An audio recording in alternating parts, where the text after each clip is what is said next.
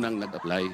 So dahil kailangan nila ng protection, it was incumbent upon the chairman na sumulat sa Senate President to endorse yung kanilang application. That was the provision of law kasi. But even before they can do that,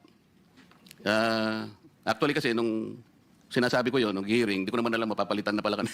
Alam mo na yon, di ba? Yung araw din na yon, nag-press con na si Secretary of Justice. Narinig ko eh. Sabi niya, hindi po pwedeng ganun. I cannot apply. Hindi pwedeng basta-basta ganun na lang. And then the new Senate President based his judgment of not entertaining that application on the articulation of the Department of Justice. So, ang tinatanong ko nga sa inyo, Grabe, no? Wala na talagang decorum, wala na, bastusan na, no? Grabe. Grabe. Kung ako kala Senator Ping, sinasapak ko to eh.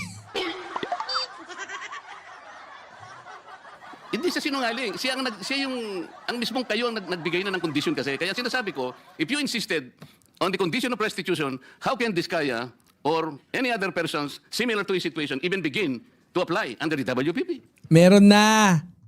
Eh bakit sila Bernabe? Bakit Sino ba yung isa? Si Alcantara. Bakit na sa WPP sila? Di ba, Nanay Helen? If I may respond, Mr. Chair. If I may refresh the memory of the good senator, during the last hearing of November 14, O, kita mo, dali ka, hindi ka raw fresh. Di ba, Ma'am Viola? Alam nga namang fresh siya kung sasabing i-refresh. Mukha ka raw dugyutin. I-refresh ka eh. Di ba? Kinulang sa piluka ng buhok at GMRC. Wala, i-refresh ka o wala, inaasar ka ng Marcoleta o. Ha? Kasi daw yung buhok mo eh, kaya hindi ka mukhang fresh. Eh hindi, sabi ulit ha. O, tinan nyo, ayan o. if I may refresh the memory of the good senator, Oh, if I may refresh the memory daw eh. Wala.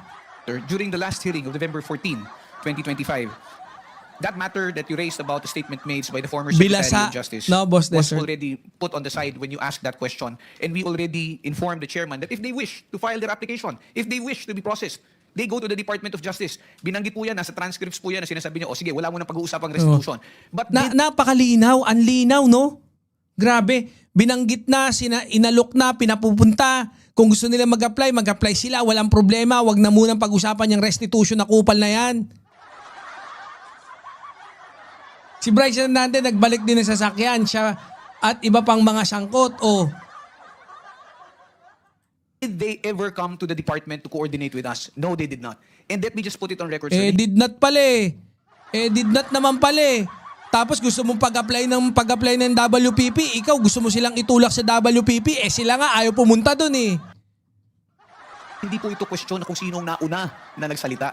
Oo, Hindi kita mo, gusto mong pang gawing karera daw yan. Hindi naman pala karera yan eh. po ito question kung sino yung naunang nagbanggit ng napakaraming pangalan kung hindi rin naman nila kayang suportahan ng ebidensya at wala rin naman silang mabibigay na magpuprove o magpapatunay doon sa kanilang mga sinasabi. Yan po ang kailangan naming suriin. I'm sorry, Mr. Chair, he did not refresh my memory.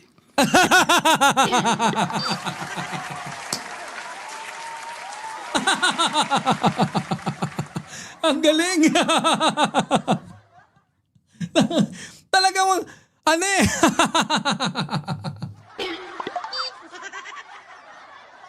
Nagantay siya eh. Talagang mga tinandaan niya yung I refresh the memory. I will if I may refresh the memory of the good senator. Di siya naman talagang pinatapos niya eh. Tapos ka na. Sa isip niya lang tapos ka na. I'm sorry, Mr. Chair. He did not refresh my memory. Very good. Palakpakan. Hutot mo, Blue.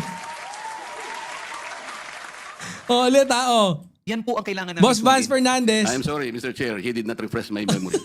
Pinupulyot mo yung memory ko eh. Hindi siya Pinupulyot mo eh. Pinupulyot mo.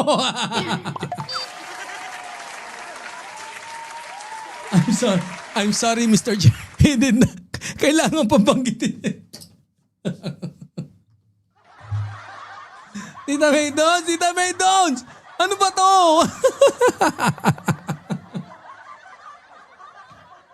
Boss Boy Remacha, shoutout. Ang gusto ni Marco Beta, priority ang Diskaya. kahit alam niya naman ng taong bayan kung sino ang malaking magnanakaw na kontraktor. Tama. Tama. Oh. Oo, nakaabot pa. Bingi si Marcobeta no? Puro engot. Sabi ni Ma'am Joanna. Oh. Hindi na refresh. Kasi tama si Fadul yun. pero, kailangan, tama nga, no? For you to, para masabi mo yan na hindi niya na-refresh yung mo, it means, talagang hindi fresh yung utak mo. Yung memory mo. Sabi niya di ba? Sorry, you failed, hindi mo na-refresh. Bilasa pa rin yung utak ko.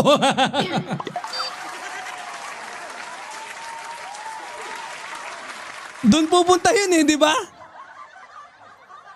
Punta rito, nasabihin niya na, okay, pumunta ka sa DOJ, huwag na muna natin pag-usapan ng restitution. Walang ganon. Nagpunta nga siya rito dito si DOJ Secretary din O sabi ko, Boying, okay na ba yun? Papupunta. Di wala nang wala nang restitution na. Basta papuntahin mo sila mag-asawa doon. Hindi ba nagpunta ka, Mr. Diskaya? Yung kinabukasan nung magkita kayo rito? Mr. Diskaya, you may respond, but unfortunately, your time is up. Your Honor, Your Honor, hindi po kami... yes po, Your Honor. Yeah, Sige. proceed. Kasi tapos na yung time ni Senator Marcoleta. Yes po, Your Honor. Opo. Hindi nga, ipaliwanag mo. Bali po, Your Honor, bali... Paliwanag mo. Sige.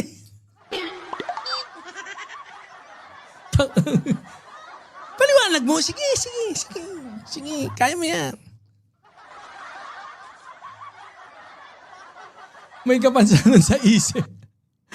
Oo, sina Diskaya ang nagbigay ng donation sa kampanya niya. Kaya grabe ang tanggol ni Marcobeta. Oo nga, posible. Sabihin mo na ako sino yan.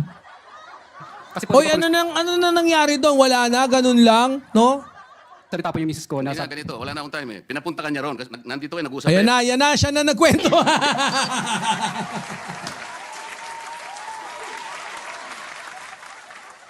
My goodness! No coaching! Nagagalit si Atty. Kabutat Anyway, kayong dalawang mag-asawa, punta kayo ron ng alas 9. Pumunta kayo, sinabi mo niya wala nang restitution. noong una po, wala pong sinabing may restitution, pero nung sumunod po, yung panghuli po naming usapan po is may restitution, magkano daw po ang restitute namin.